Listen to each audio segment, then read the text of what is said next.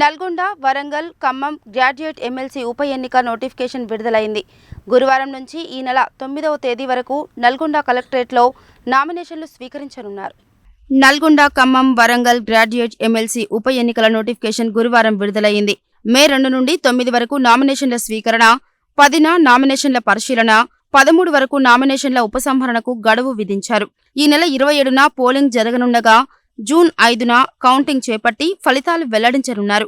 కాగా ఇటీవలి వరకు ఈ గ్రాడ్యుయేట్ స్థానం నుండి ఎమ్మెల్సీగా ఉన్న బీఆర్ఎస్ నేత పల్లా రాజేశ్వరరెడ్డి జనగామ ఎమ్మెల్యేగా గెలుపొందడంతో గ్రాడ్యుయేట్ ఎమ్మెల్సీ స్థానానికి రాజీనామా చేశారు.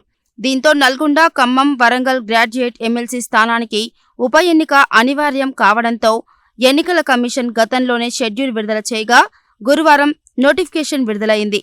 దీంతో ఈ 3 ఉమ్మడి జిల్లాల్లో ఎంపీ ఎన్నికలకు తోడు ఎమ్మెల్సీ ఎన్నికల హడావిడి కనిపించనుంది.